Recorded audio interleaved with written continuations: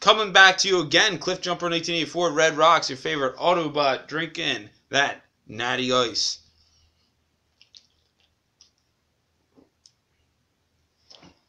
This past Sunday, I did a video of 10 NES games I go back to. With 700 plus in the NES library, of course there's going to be others I go back to. The first list was, had more games that were like, people were just like, yeah, seriously, you could do that?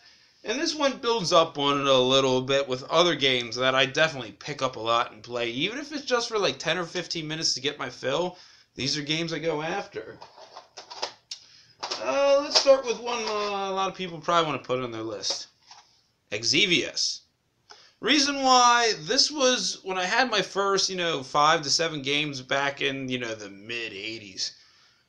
My parents had a friend who also bought games for their kid, and he would come over and trade games with me. And this was one of the first games I've ever traded anybody to play. And it's mediocre, but like the longevity of it with the one-hit death is, pretty nice. There's a lot of space shooters on the NES, but for a Bandai port, that's all right.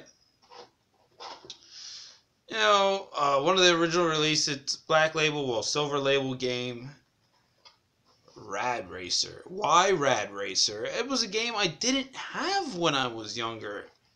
And of course, it's in the movie The Wizard. And my cousin, who has an NES, was my cousin-in-law. He's so good at it. And I'm like, damn. And, you always get that guy that's better at another game than you are, but it's just like, wow, how are you so good in this? And I'm just not that good in this game. That's why I've been playing it a lot, because I'm trying to get better than what I am, because it's on the championship card. So you gotta be good at Rad Racer, right? I had to make sure I had 10 here. I'm sure I had 10. Konami, Rush and Attack. Why Rush and Attack? My local pizza shop that used to be around the corner where I lived when I was little, they had one of those Nintendo Player Choice 10. This was one of the games in it, and I loved playing it. And the game's a little tough, it's got one-hit deaths and everything, and I had it on my NES Rage video. I play it a lot. It's not a bad game. It's a good port. I wish, maybe I'll throw a link to my NES Rage video below, but I just go back to it for the nostalgic factor. Good game. Capcom, Chippendale Rescue Rangers #1. And reason why it's Capcom, it's a fun game. It's not too much on the difficult side, and playing with a friend is pretty fun. Me and the guy, I've talked about him a lot on my channel, Jason, who used to live across the street from me when I was younger. We played the shit out of this game. We beat this game a lot. It's just, and I still go back and play it to this day. Tecmo.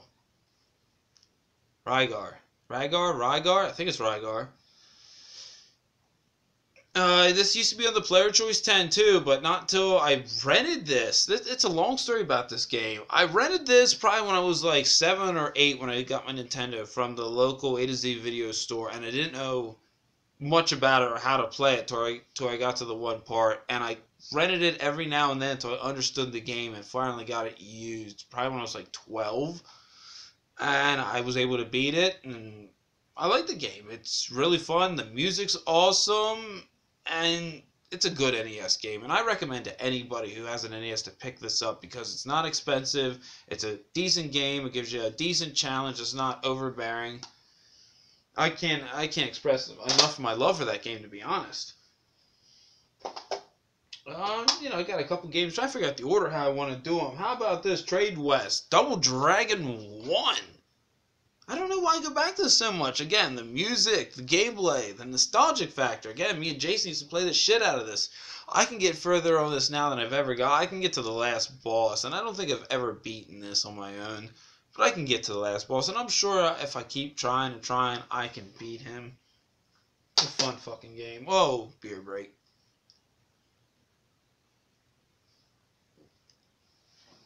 My favorite Super Mario Brothers game of all time. #2, yes, Why number 2? I like the quirkiness of it, and it established a lot of the things that later games would have. I like that it's a dream. I like some of the bosses in it. I like the mechanics of the game. It could easily be beaten in like 40 minutes if you know what to do, give or take. And you can easily pick it up and put it down and not feel like a lot of the game was lost. As Mario Bros. 1 you can beat easily, but there's not so much fulfillment as there is in some of this. Mario Bros. 3, you need more time involved. That's my opinion on it. That's one of my best video games ever. It's like probably one of my top 10. I made a video of that. Maybe I'll throw that link below when I get some of the time. Oh. Trade West. Yes, another Trade West game. And people are going to be like, why is this on your top 10? Battletoads. I got this on its initial release. I never beat the fucking Turbo Tunnel till Christmas 2014. Yes, no fucking lie. I played the shit out of it, and I Game Genied it, and I did beat, I think, like 60% of the stages with without Game Genie. I Game Genie to the stages, and I can beat the other ones, but like not until 2014 is when I beat the Turbo Tunnel. But then there's that also one when you're on the what is it, like the surfboards or whatever. I didn't beat that. Like I'd still try to play as much of the game as I could, even though I had to cheat to play some of the stages. But I keep going back, and now that I've beaten the Turbo Tunnel, I've been like dogging on that, trying to do the best I can. Capcom. It's not my favorite Mega Man game, but I keep going back to it because of the music, because of the bosses, and because I know it the best. Mega Man 2.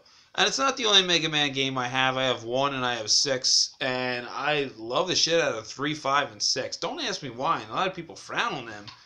But again, it's because I know this game. I can breeze through it till I get to that central computer thing in Wily stages, then I have to think about that for a bit. But I can breeze through this fucking game.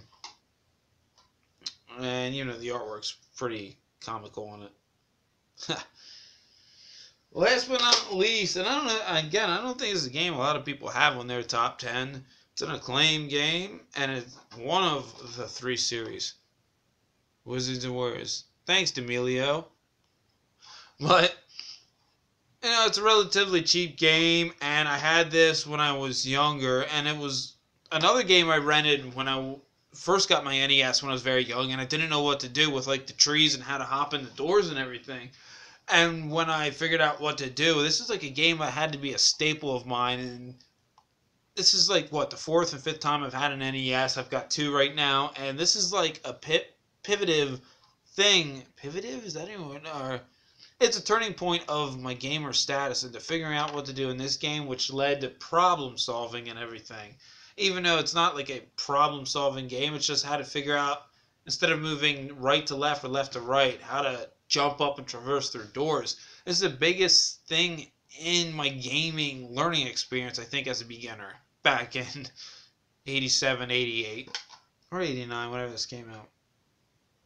So yeah, that's my other 10. What do you think? Throw your comments below. Again, like the other one, what's another, 10 games or so that you go back to the NES? Hey, until next time, everyone, drink one on me.